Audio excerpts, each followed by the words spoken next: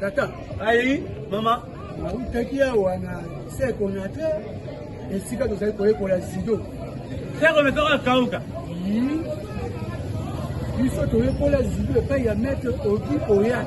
Ah, maître Oki Oyaka, ceinture avancée. Mutu azala mutu ya judo. Tunanga zaiwa. Azawa. Mikolo oyo tozali ko bazali na Paris. Paris.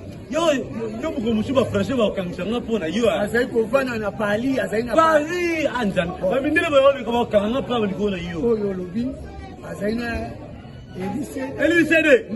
Maître judo. Azali pe kuna na Paris. Ah. Sanga ngabendela bo. Ko na pongi. Nzambe ba mare ni ba ya ba ngomo. Mwana mosusu ninza. Azali na Angola. Ah, ninja la tanga ninja. Maître de Barcelone azali na Angola. Bamuno so ba maître. Angola ba maître ba ko belé. Le seka biso etenga ba kilomètre, na ba dégamètre. Azali ko biso ba to bazaka na 6 ka. Angola na. Maître Oki Oyaka Elise de Barcelone ninja azali na Angola. Na julu toro. Bazali Julu. Détaillé toro. Azakawa. Azaka bana baba na minute azana Turki. So ateka rabo. Wosho. C'est matata. Mais si c'est que pour moi peut-être élément. Je sais pas. Oh, on école. École de judo.